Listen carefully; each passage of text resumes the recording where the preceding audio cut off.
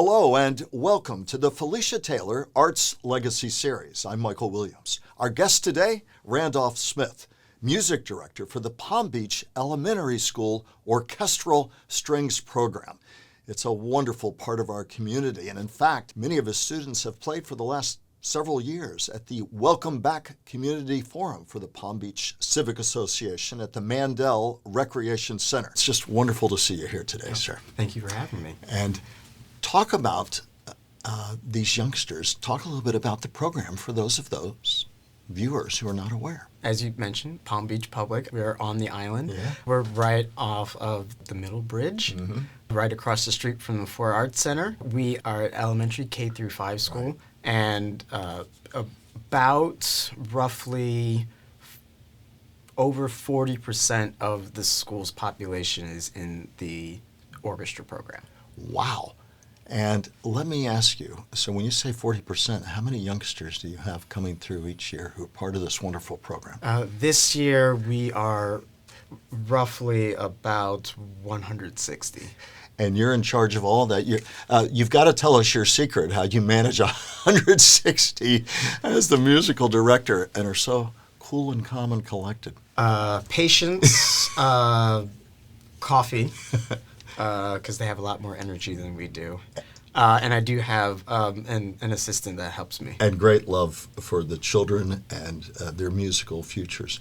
Talk about, when you say orchestral strings program, so we're talking violin, we're talking Viola, cello, and bass. Now, kindergarten through 5th grade, do these wonderful young students come to you as some of them as prodigies who you instantly say, wow, or do a lot of them also come to you as diamonds in the rough who perhaps when they came to you did not have exposure to music? Tell me about that. Well, it's a wide range. Most of them, when they come to the school, they haven't touched one of those instruments at all.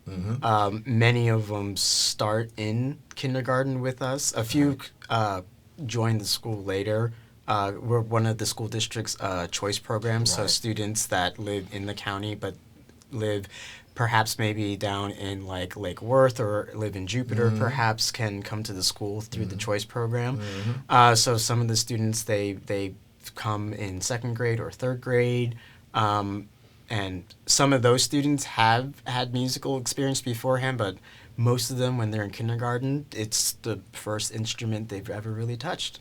And so for you, it's wonderful joy to watch and help them develop, to discover, then develop that talent. Talk about that. It's wild because I see if they start in kindergarten and they stay with it all the way through, they're playing for 6 years at that point. And it's quite the change from when they're standing there and they're trying to hold, and they're really confused and they're trying to hold it the wrong way, or they have something kind of upside down and they're like, what am I doing? And then when they're in 5th grade, they're like, I got it, just leave me be. It's like, just, what are we playing today? Okay. All right. Or, depending if they're a cello or a bass player, it's in front of them. But And talk about the growth you see with music as the vehicle for them as young people, for their lives, for the rest of their education. Why music matters so much, in your opinion, in unlocking that potential. Well, I feel, for me, definitely when I was a child, it gave me a sense of community, but it also gave me a sense of being able to work with others. Because when you play in an orchestra, for example, right, there's many different parts, and if all the parts are playing exactly as they're supposed to go, it all fits together and it makes music, right? And some can be really complex and some can be really slow and it has different feelings and meanings and all that, but when all the pieces are together, okay, but if like one piece is a little out of sync, then the piece of music kind of all falls apart. It helps teach, being part of a group. It teaches, the importance of trying and not getting immediate satisfaction. Because I like to tell my students, like, make sure you do practice. There's no magic button, my friends. You can't just touch it and then now your violin starts playing, some Vivaldi or something. You actually have to do some work, and the older they get, they're like, yes, I know. The younger kids, maybe at first, they're like, it's not working. I know. Be patient. Take some time. It'll happen. I promise. Wonderful life lessons for them throughout. And talk about the role and place for music. We live in increasingly this homogenized, digitized society. What do you think music gives them that is so vital beyond what you just described, at their core, at their heart, at their soul, for their growth, for their love of something greater than what I just described? Well, I mean, it gives them a chance to create, and for some of them, a way to express themselves. There's a lot of emotion that you can have in music. I think all of us, there's some song or piece of music that we've heard, at some point in our life, and then you kind of stop and you think, and it makes you think of something, and then you feel a certain way. Everyone's got that song, whatever it may be. And for the students, I mean, maybe they haven't found it yet. I mean, like my youngest students are 5 years old, so their life has been very short, so who knows what that song is for them at that point, but things change as they get older. What about performances? We talked about the wonderful work and the great joy the Palm Beach Civic Association has with your appearances there. Where else do you perform? Every year, my top group of my chamber orchestra, we've performed in part of the Kravis Center's Beyond the Stage program, where they have local school groups. How many are in that group? That group, this year there's 7. Wow. In past years, it's been a little higher, but this year it's 7. There's 4 violins in there, 2 cello and 1 violist. And for the Kravis Center Beyond the Stage performance, we were, for those who have been at the Kravis Center, of course, in the main lobby, that stairwell, and we were on the middle landing. This year we performed in January, right before the Royal Philharmonic's performance. Oh my goodness. Where are some of these students going after you've had them through 5th grade? I'm sure you're like a proud musical dad who watches their careers go on. What are you seeing? Where are they going? Well, many of my former students in the past have gone to Bach Middle School of the Arts. Some of them have gone to the Conservatory School of North Palm Beach. Many of them after that have gone to Dreyfus High School of the Arts. Wow. Really continuing those wonderful careers, hopefully for a lifetime. It'll be part of their lives. That's what you hope and dream about, I'm sure. That's what I hope. Talk about your song. Talk about your origin story. What's your song? Well, I grew up in New Jersey, and despite the fact that I teach strings, I'm not a strings player myself. I started playing music in 4th grade, playing trumpet. And still do. I still do. And in between a very busy schedule with a lot of children, you're part of a group here, are you not? I am. I'm a member of the Symphonic Band of the Palm Beaches, and I enjoy playing in that group. Our mission for that particular group is we all the funds that we make for our ticket sales goes to either writing grants to different schools or getting instruments for students who need them. So I like playing in that group because I feel like I'm giving back as I perform. Performer, teacher. Look back to that moment as a child and how that arc built for you through the University of Miami, through your work on into teaching, where you had that aha moment, even as a youngster, said, this is me, this is what I want to do, this is who I am. The aha moment I had when it clicked that I would be an educator was actually the summer before senior year of high school. Before that, as odd as it sounds, I thought I wanted to be an orthodontist. Like I enjoyed science in school, so I thought, I